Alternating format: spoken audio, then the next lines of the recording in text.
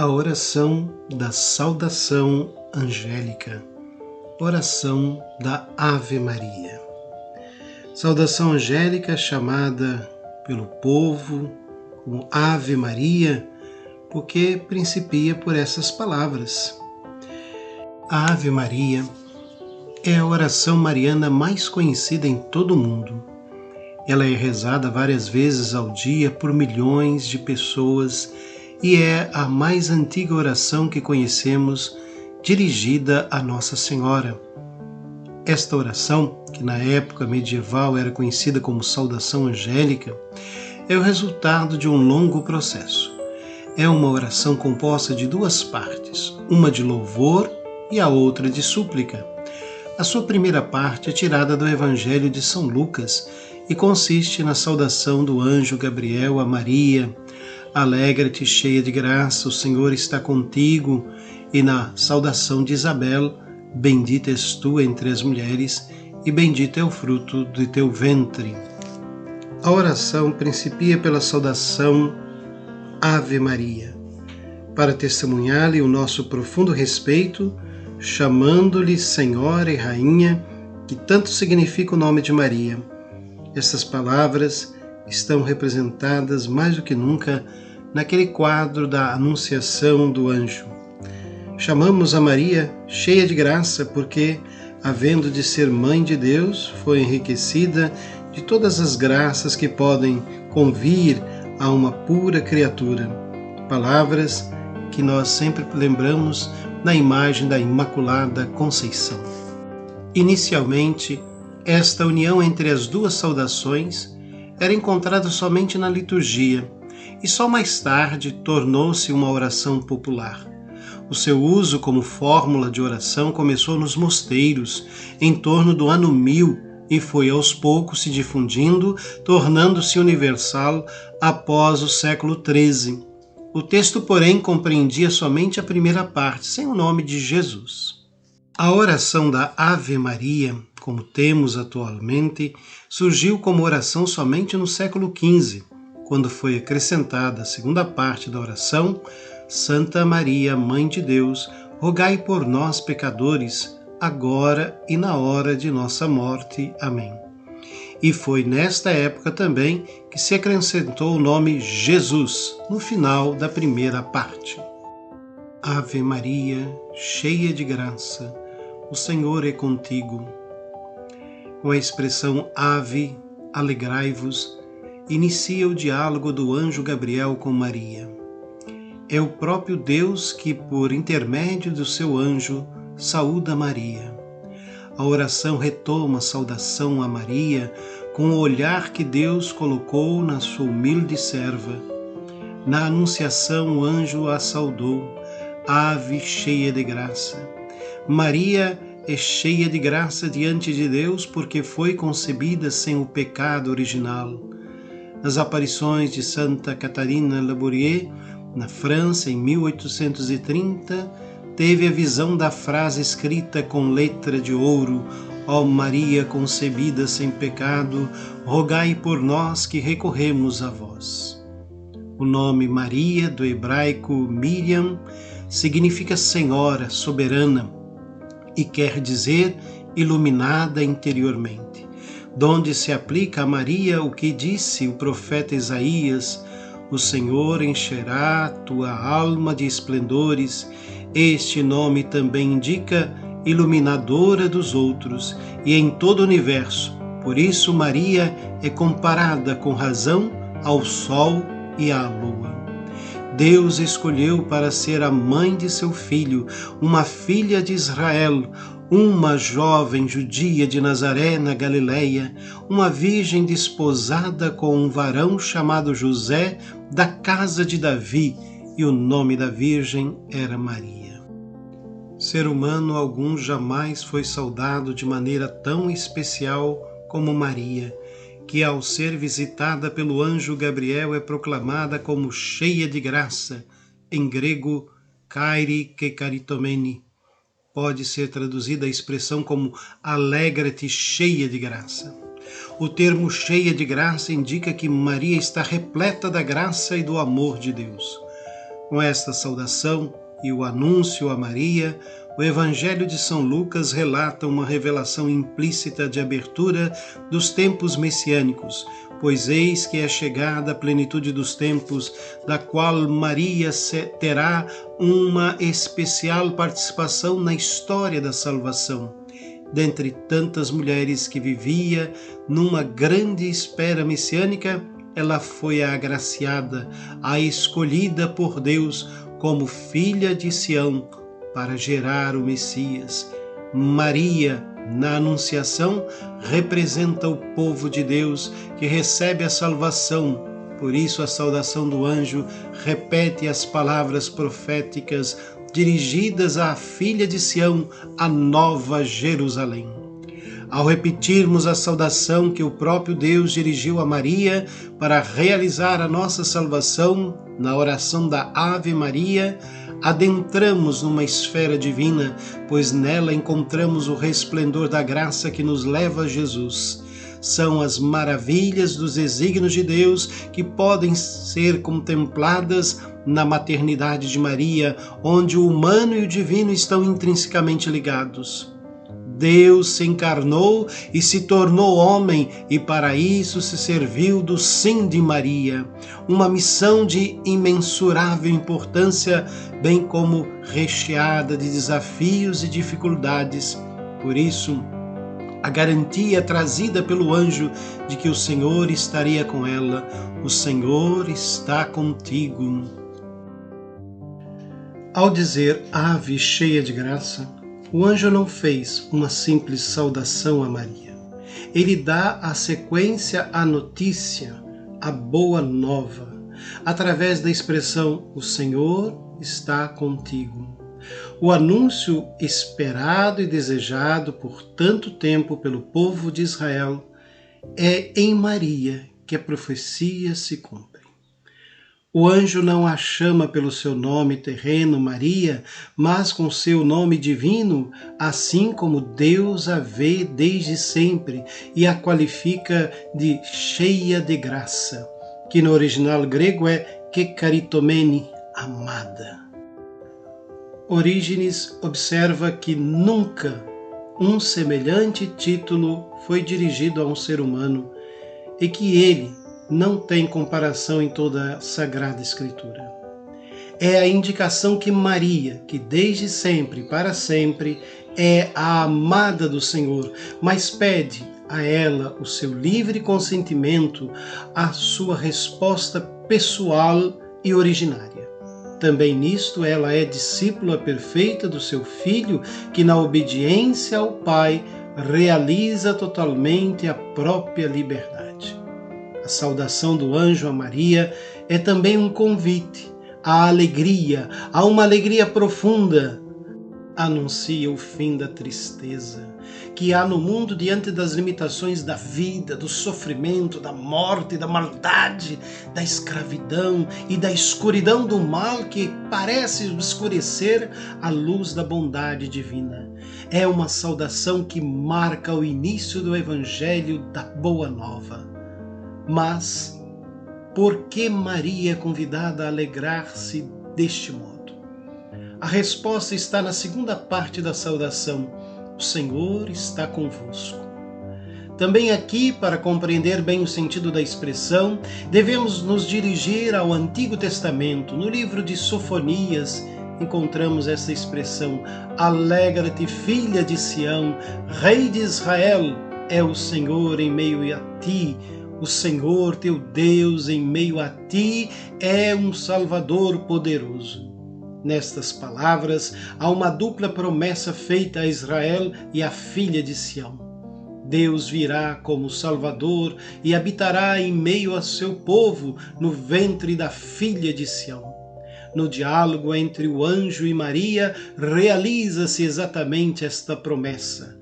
Maria é edificada com um povo escolhido por Deus, é verdadeiramente a filha de Sião em pessoa, nela se cumpre a esperada vinda definitiva de Deus, nela toma morada o Deus vivente. Em grego a expressão graça, charis, tem a mesma raiz linguística da palavra alegria, indicativo de que é da fonte de alegria de Maria provém da graça, isso é, da comunhão com Deus.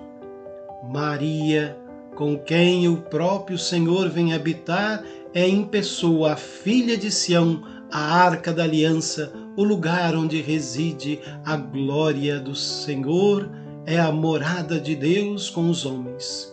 Cheia de graça, ela dá-se todo aquele que nela vem habitar e que vai dar ao mundo.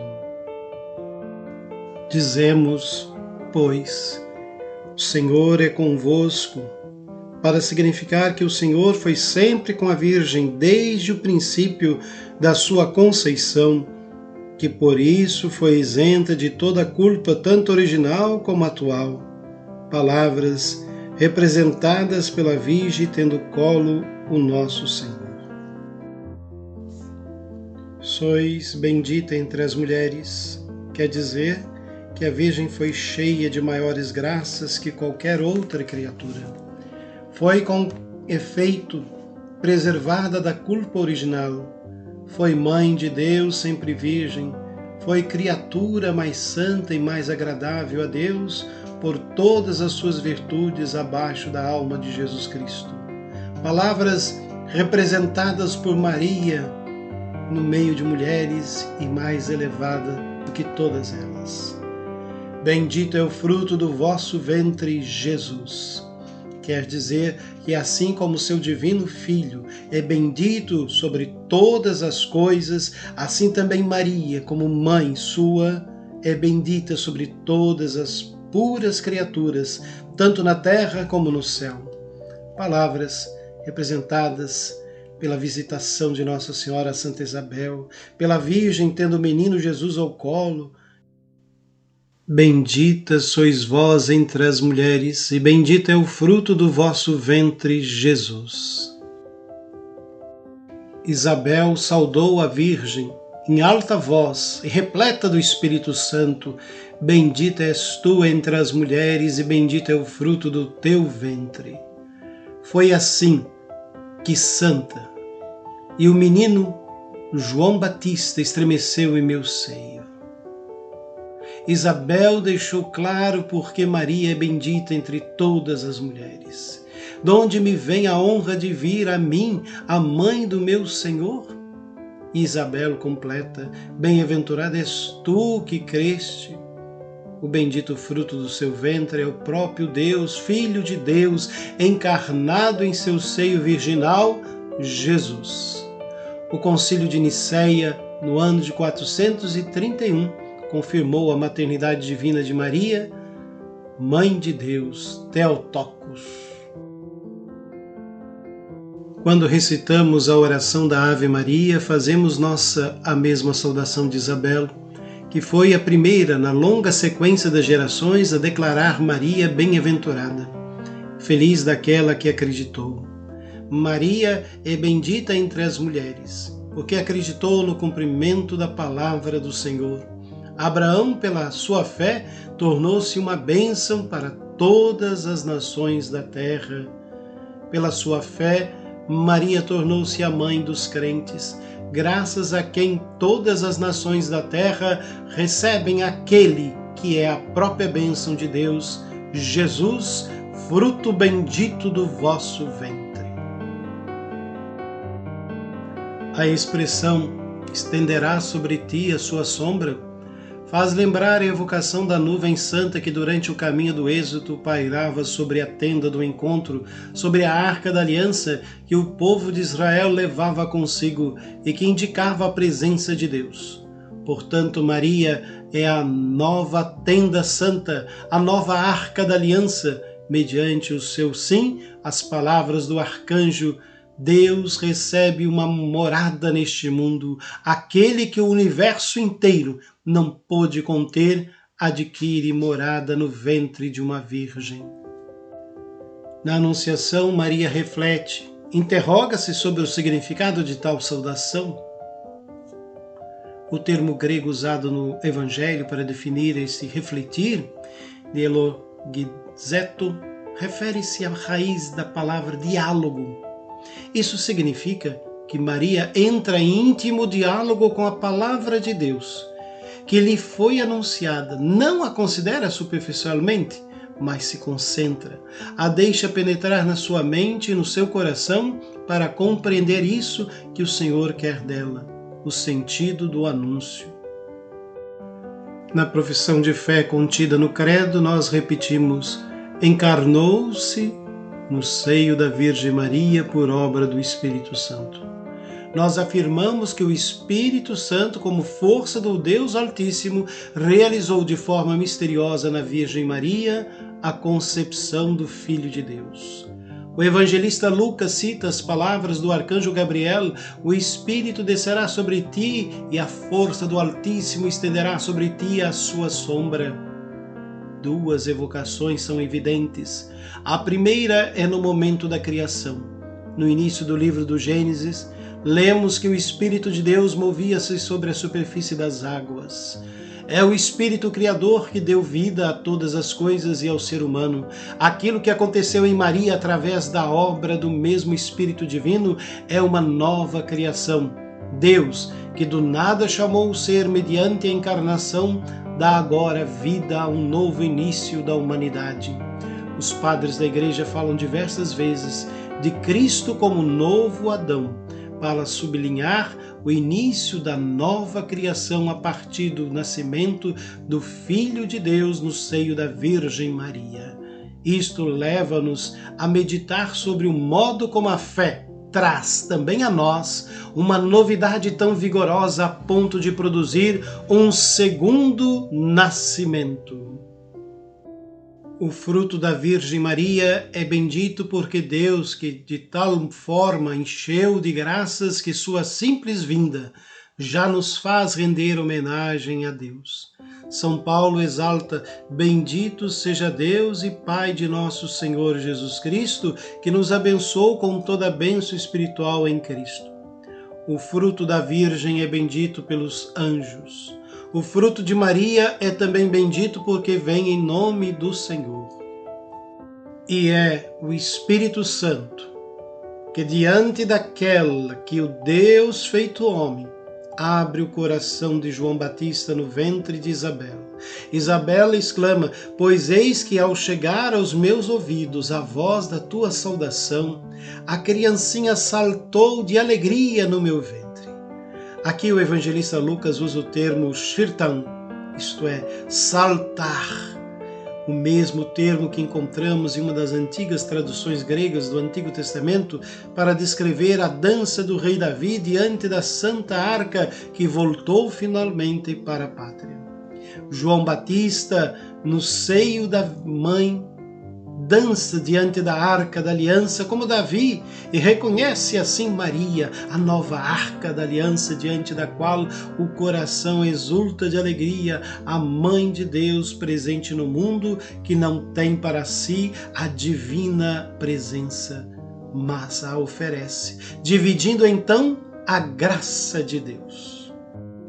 Dizemos: Santa Maria, Mãe de Deus, porque havendo de interessar a Senhora no despacho que lhe pedimos, nos lembra a Igreja que ela é Mãe de Deus, isto é, que nada pode ser superior ao seu valimento.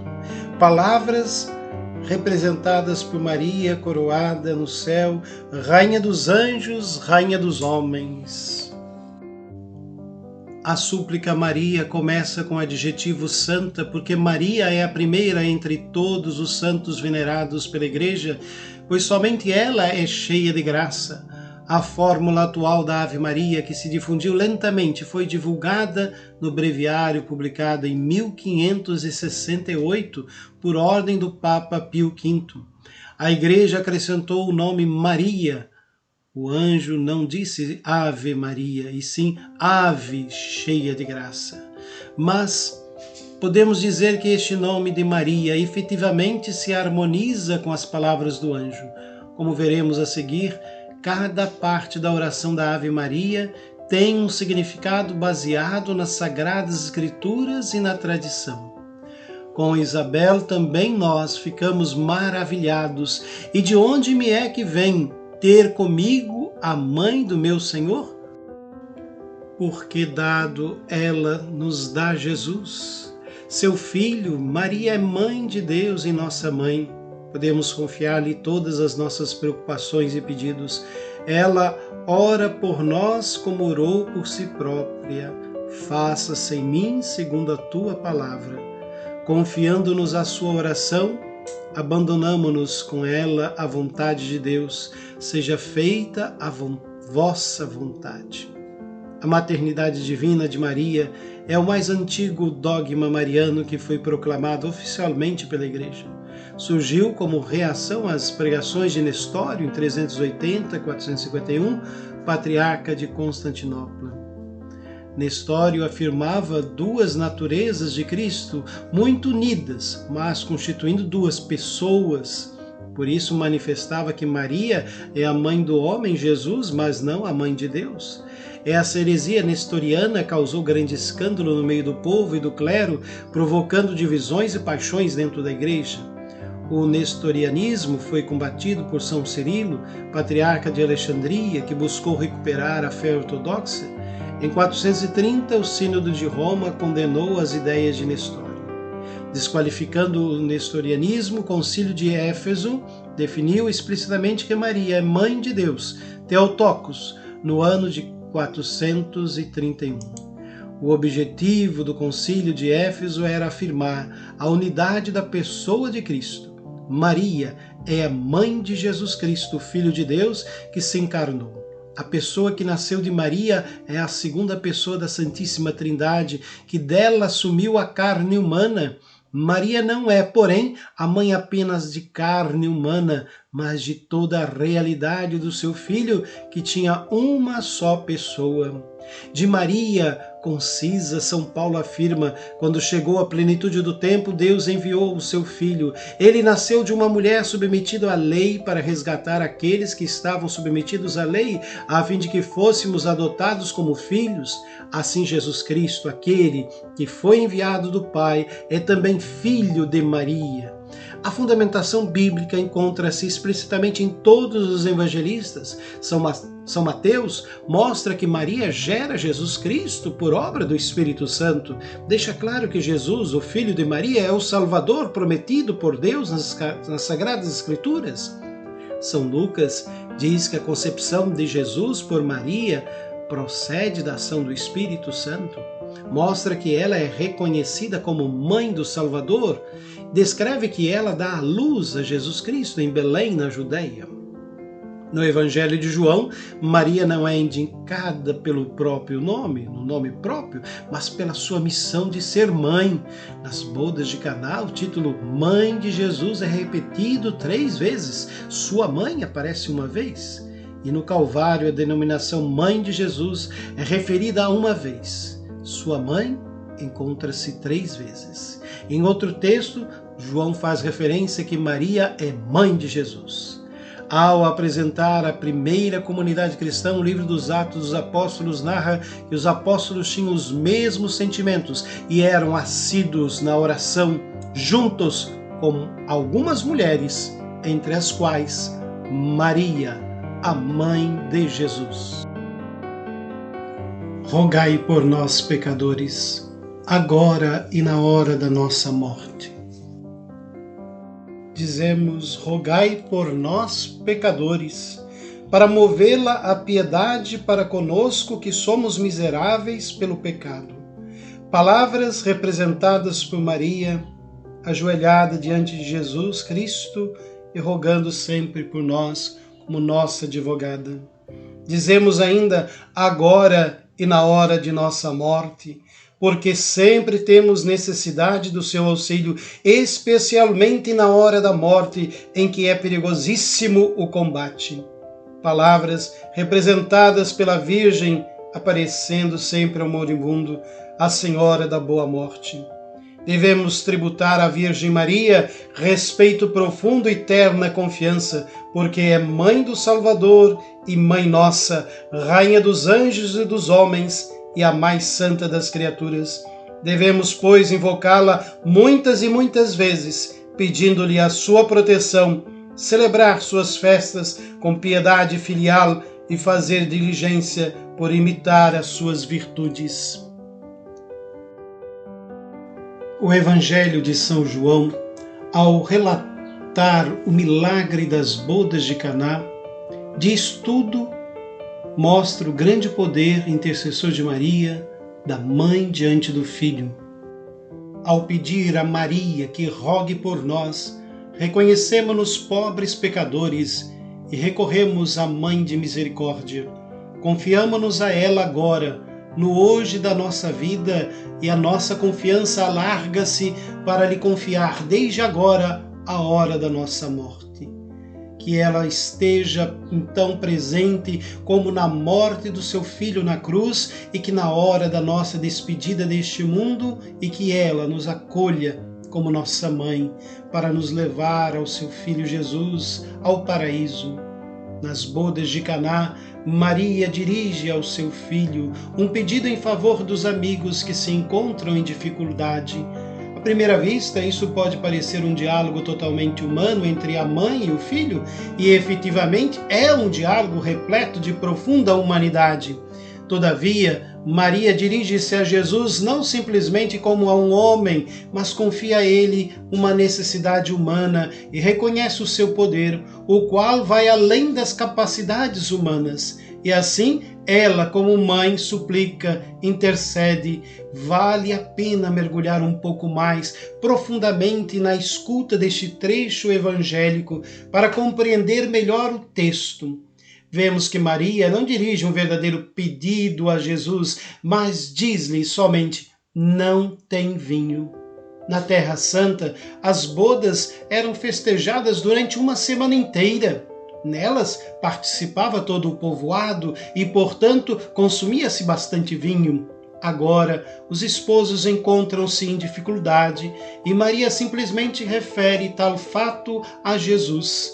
Não lhe pede algo específico e ainda menos que Jesus exerça o seu poder, realize um milagre, produza vinho. Simplesmente confia a situação a Jesus, deixando-lhe a decisão sobre como agir.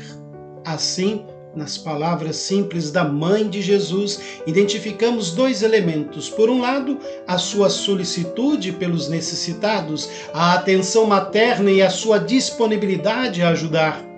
Perante o pedido de Maria, temos a resposta de Jesus, que parece difícil de entender em um primeiro momento.